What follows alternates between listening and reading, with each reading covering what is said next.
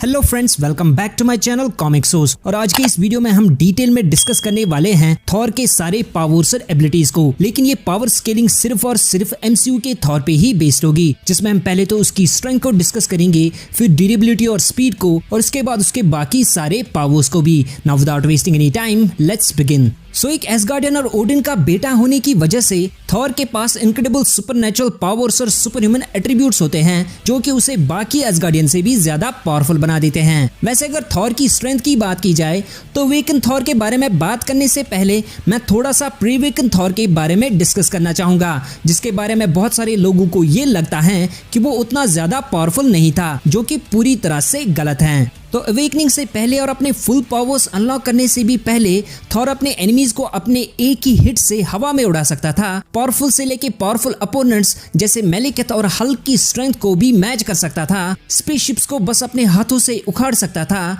और उसके अलावा वो अपने एनिमीज को अपने एक ही हाथ से सेवरल 100 फीट दूर तक थ्रो कर सकता था। लेकिन ये तो कुछ भी नहीं है, बल्कि अपने पावर्स अनलॉक करने से पहले तो थॉर एंटायर आर्मीज तक को अकेले ही और बिना किसी एफर्ट के डिस्ट्रॉय भी कर सकता था। और उन आर्मीज में शामिल थे फायर डीमन सर्टर के मिनियंस और फ्रॉस्ट जायंट्स भी, जिनके पास खुद सुपर ह्यूमन स्ट्रेंथ और सुपर ह्यूमन ड्यूरेबिलिटी होती है। इतना ही नहीं, बल्कि प्री-वेकन थॉर के सबसे अमेजिंग फीट्स हमें उसके और हल्क के फाइट्स के दौरान देखने को मिले, जिसमें उसने हल्क से अकेले फाइट भी की और वो उसकी फिजिकल स्ट्रेंथ तक को मैच कर पाया। और अगर हम ये देखना चाहे कि हल्क फिजिकली कितना ज्यादा स्ट्रांग है, तो जैसा कि हमने पहली एवेंजर्स मूवी में भी देखा कि हल्क अपने एक ही पंच से एक लिवाइथन शिप तक को कंप्लीटली रोक पाया था। And according to one of the co-writers of that movie, एक लिवाइथन शिप का एस्टिमेटेड वेट होता है 3 मिलियन टन्स का। तो इस फीट से हम इजीली हल्क की स्ट्रेंथ का अंदाजा लगा सकते हैं। लेकिन अगर हम हल्क की स्ट्रेंथ को प्री-वेकन थॉर से कंपेयर कर ले,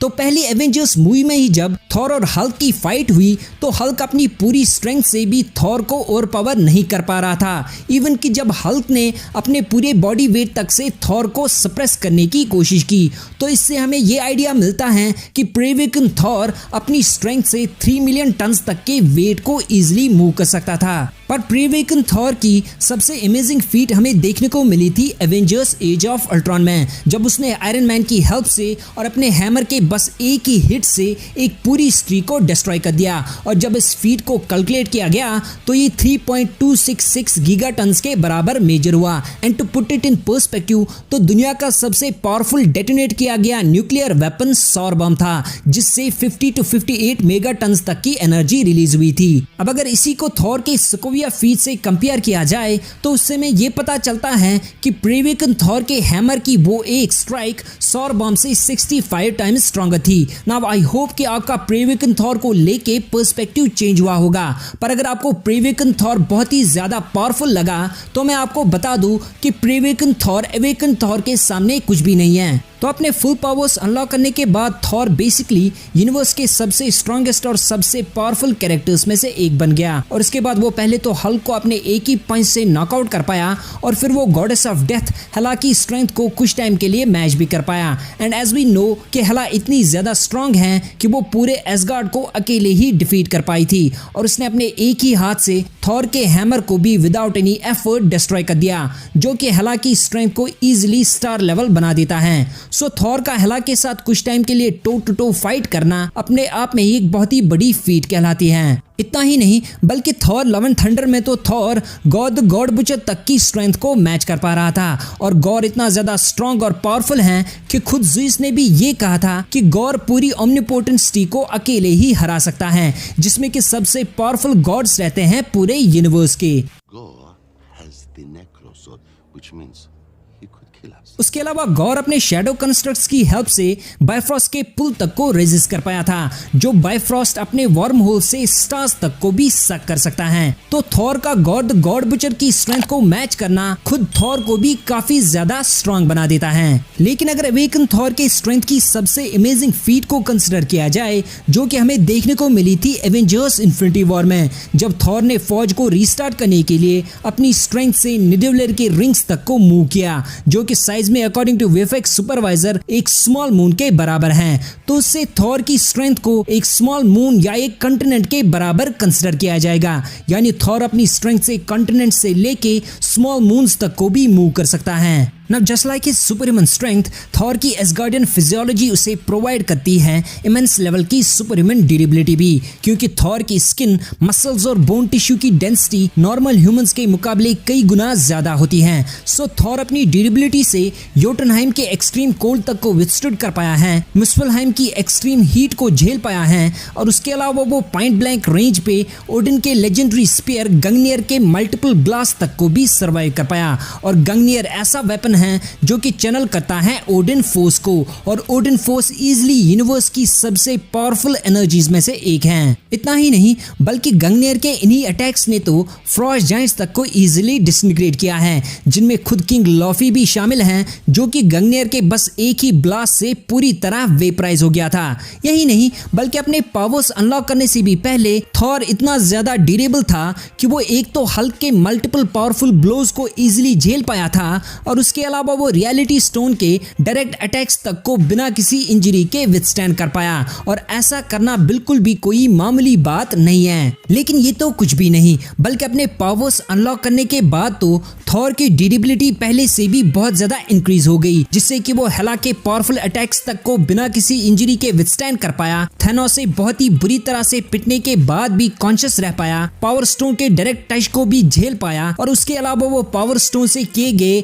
एक पावरफुल ब्लास्ट तक को भी सर्वाइव कर पाया। बट अवेकन थॉर की ड्यूरेबिलिटी का सबसे अमेजिंग फीट हमें देखने को मिला एवेंजर्स इन्फिनिटी वॉर में, जब थॉर ने पूरे 51 सेकेंड्स के लिए एक न्यूट्रॉन स्टार के फुल फोर्स को विथस्टैंड किया। और एक न्यूट्रॉन स्टार का टेम्परेचर होता है 1.8 मिलियन डिग्रीज फ़ारेनहाइट का, जिसका मतलब ये है कि एक न्यूट्रॉन स्टार का टेम्परेचर सूरज से भी ज्यादा होता है, और सन का टेम्परेचर होता है 9900 डिग्रीज फ़ारेनहाइट का। सो इससे हम ये कंक्लूड कर सकते हैं कि थॉर की ड्यूरेबिलिटी एक स्टैंडर्ड स्टार लेवल के बराबर होती है। वही अगर स्पीड की बात की जाए तो God of thunder Thor सुपरह्यूमन speed के साथ मूव कर सकता है, और स्टॉर्म ब्रेकर से बाइफ्रॉस्ट समन करने वाली एबिलिटी से तो वो यूनिवर्स के किसी भी कोने में स्प्लिट सेकंड्स में टेलीपोर्ट भी हो सकता है, जो कि काफी ज्यादा फास्ट बना देता है उसकी ट्रैवलिंग स्पीड को। लेकिन बाइफ्रॉस्ट के बगैर भी थॉर अपने हैमर से इजीली साउंड की स्पीड तक पहुंच सकता है, और जैसा कि हमने थॉर द डार्क वर्ल्ड में भी देखा था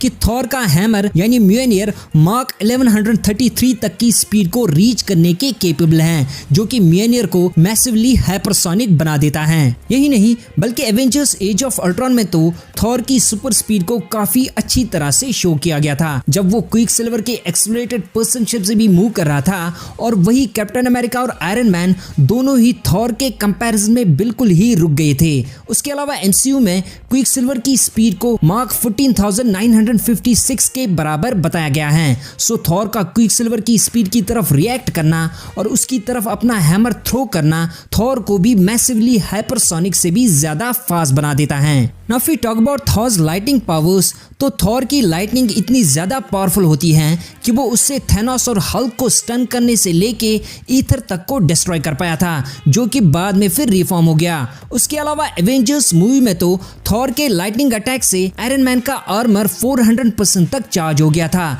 जो आर्मर एक सेकंड में प्रोड्यूस करता है 3 गीगा जूल्स तक की एनर्जी को। तो इससे हम ये एस्टिमेट भी लगा सकते हैं कि थॉर का एक नॉर्मल लाइटनिंग बोल्ट कुछ दिनों के लिए एक पूरी कंट्री तक को पावर कर सकता है। इतना ही नहीं बल्कि थॉर की लाइटनिंग बिल्डिंग्स और चिटारी शिप्स को तबाह करने के अलावा वन शॉट में ही रेनबो ब्रिज तक को डिस्ट्रॉय कर पाई थी, जिसे तोड़ने के लिए प्रीवेकन थॉर को उससे पहले म्योनियर के 10 हिट्स की जरूरत पड़ी थी। तो इससे आप इजीली थॉर की लाइटिंग के पावर का अंदाजा लगा सकते हो। लेकिन वही अगर थॉर के वेपन्स की बात की जाए तो जहां म्योनियर थॉर की एबिलिटीज को सिर्फ फोकस करने के लिए बनाया गया था, तो वही स्टॉर्म ब्रेकर थॉर के पावर्स को ना ही सिर्फ फोकस करता है बल्कि वो ने काफी ज्यादा एनहेंस भी कर देता है। उसके अलावा हम सेफली ये भी कह सकते हैं कि एमसीयू में अभी तक ऐसी कोई पावर या ऐसा कोई वेपन नहीं दिखाया गया है जो कि डिस्ट्रॉय कर सकता है स्टॉर्म ब्रेकर को। यही नहीं बल्कि इन्फिनिटी वॉर में तो थॉर ने स्टॉर्म ब्रेकर से 6 इन्फिनिटी स्टोन्स की पावरफुल बीम तक को कट कर दिया था, और भले ही वो इन्फिनिटी स्टोन्स की फुल पावर न हो,